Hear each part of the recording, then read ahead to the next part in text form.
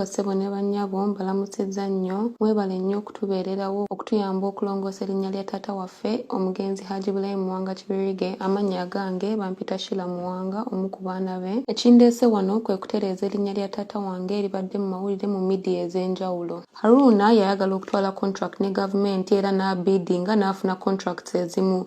Basically zino contract akola emirimu up country ne bazimba amalwaliro ne establishments endala. HRN nga company yali temanyikiddwa kwe kugende wa taata waffe n'agenda n'amusaba amuyambeko okubidinga ku zino contract lwakubanga BMK Uganda Limited yali ekozeko ne gavumenti so it would be much easier for him okufuna gino emirimu. Naye nga taata waffe tannamuyamba yamugamba beere very careful lwakubanga akimanyi mbuno Haruna bites off more than he can chew atwala emirimu left right and center gy'atasobola. Also I might say he's a little ambitious. In fact ne taata waffe yali atugamba buli kaseera tulina okubeera careful Haruna gy'ali lwakubanga akukuta on top of biting off more than he can chew. Ebbanga lyayitawo nga amaze okufuna contract zino zonna everything is working well bamusasudde Ministry of Health amship bonna nga bamusasuddeko at least 40% n'atandika okukola. Ebbanga ne liyitawo ba contractor ne bajja nga baagala okukebera emirimu naye nga Haruna akozeko 15% naye nga baali bamusasuddeko in advance 40%.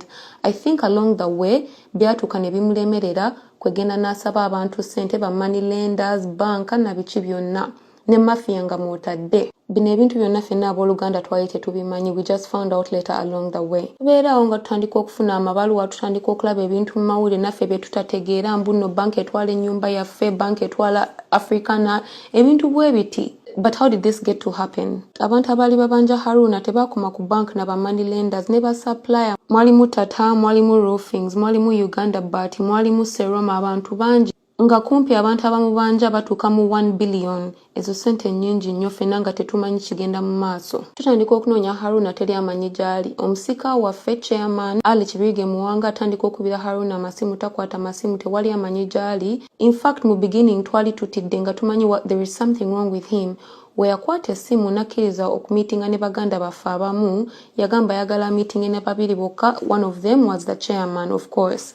Batula mu meeting nga bamubuuza ki ekibaddewo ng'agamba alina amabanja ebintu bingi nnyo bibaddewo mafiya bamunoonya nga tuwonya bamafiya be baani. Olaba vidiyo y'egulondoozi olaba bamafiya be baani because at this point bamafiya be bantu ba buli kanaku be tulaba nga bakirumirwa ba Andrew Mwenda. Kakati ekintu kya Andrew Mwenda omukwano gwa Haruna ne Andrew Mwenda naffe it took us by surprise. Gwatandika in 2021 when my dad was very ill and they became such good friends by 2022 when these things all went down. Andrew Mwenda apparently is a known mafia. I could be wrong, but that's what I know. That's what I hear. Abayongera omubuuza how did all this happen? N'agamba mbuno bamuloga. I know it's very funny. Mbuno abeerawo n'alaba ekinyonyi kya black kijja buli kanaku mu nnyumba ye. Crazy talk. Kijja buli kanaku mu nnyumba ye ne kimugamba ebintu. It makes him sign things he doesn't understand. That's how he ends up signing all these things. How does he acquire all these properties that he fraudulently signed? I'm going to tell you this. All the paperwork and the titles that belong to my father byonna byali bibeera mu nnyumba yaffe. Taata waffe alina amaka abiri Naggulu A ne Naggulu B. I'm going to read you something. Unfortunately kino sobola kisoma mu Luganda. I cannot translate in Luganda. I apologize. Bino byali mu ddaame lya taata wange. The houses that have been serving as my main homes, which I refer to as Naggulu A and Naggulu B, are my wives and all my children. No one has the authority to evict or remove my wives from my home. You should take good care of these homes for the dignity of our family, and you should never mortgage them with the banks or any organization or any money lenders. Why is that important? When the banks and the money lenders came, we found out that one of the titles that were given to the bank, particularly Ali Equity Bank, Charlie Chapa che waffe ne twebuuza Haruna Chapa ya kijjawa.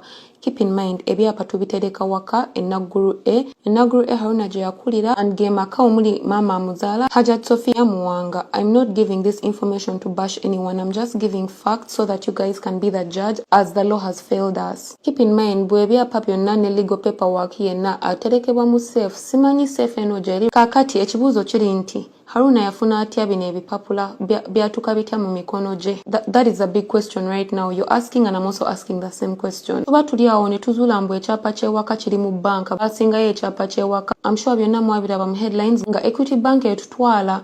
Equity Bank yagenda nekola due diligence yayo. Haruna yagenda mu bank n'asaba loan. Yatandika ne Yako Bank sijuwulirangako mu bulamu bwange. N'agenda n'awaayo ekyapa ekya Mulama Road e Buziga. Kino ekyapa kitudde ku ttaka lya Kabaka. Abayi ako tebaanoonyerezaako, tebakola research, tebakola just bamuwa ssente buwi nga tebanoonyerezzaako eri ettaka oba title ntuufu oba biri forged oba yennanyiniyo, they just went ahead ne bamuwa ssente. Waliwo date ze njagala okuyitamu nga sinnaba kwogera ku bye ŋŋenda okwogera. Taata waffe yafa mu September 2021.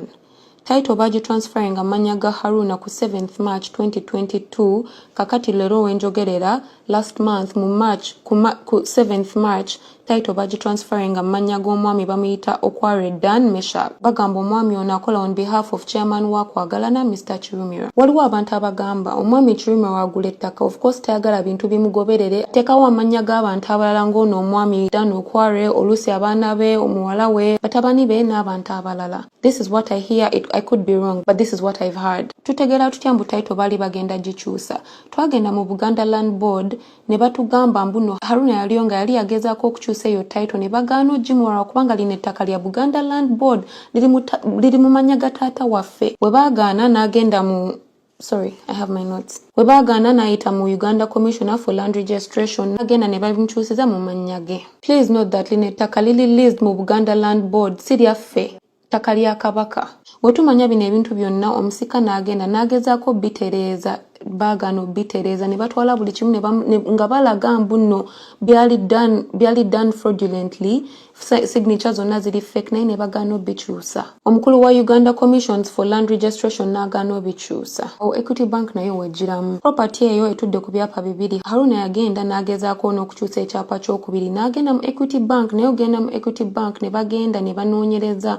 Mu kunoonyereza ne basanga mbu nno ettaka lya Kabaka wa Buganda ne signatures nga zaali forged. Kwegenda okukyusa ekyapa ky'ewaka n'akiteeka mu mannya ge mu linnya lya maama we Hajat Sophia Muwanga ne muganda waffe Shadia Muwanga n'akiteekayo mu Equity okubeera collateral. Ne bamusayiningira bulungi n'abiteekayo. Ffe abasigadde twali tetubimanyi, we only found out ng'ennyumba bagikubye mu mawulire. Bino ebintu byonna we baabiteeka mu mawulire we twamanya contract ki Haruna ze yatwala. Mu kumanya zino contract twagenda okulaba nga Haruna bamusasulako ahead of time, bamusasula 40%. Ministry of Health yali yamusasulako dda ne basupplier baali bamuwadde ebintu, baali bamuwadde amamotoka na buli kimu. Etusanga nga emirimu gye baali ba expecting okubeera 50%, than even more than 50%, agikozeko 15%. Mujjukire mbuno yali akolera mu manya ga BMK Uganda Limited, so of course kitukakatako ffe ogenda okukola zino contract obutoono na linnya lyaffe lyali likola obulungi. Ate taata waffe yali akoleredde emyaka n'emyaka. He had a good name. We took it into our own hands nga Haruna adduse. Tetumanyi contract yali yaki ne tugenda mu government ne tu appealinga, but weyo time tumalirize zino project era ne bazituwa ne tuzimaliriza. Naye mujjukire mbu Haruna yatwala most of the resources. We were literally pulling strings at this point. Kubino ebintu bya loan waliwo abantu abagamba mbu nno taata waffe tatwala loan, abalala bagamba mbu nno government yamuwa akolera government na biki. But my father was a good man. My father was an honest man. This is something I admired about him. My dad used to take loans. Yali atwala amabanja. In fact, amabanja getumanyi, everyone knows. Every businessman takes a loan. If you want to grow, if you want to improve certain things, you make a risk, you take loans. My father took loans with DFCU and UDB, and those loans were serviced properly. Every Saturday twali tutula mu meeting ne tumakinga sure mbu tusasula ba supplier, tusasula bank every week without fail. Kakati tutuse mu kifo mbu no tutekinze on loans za Haruna.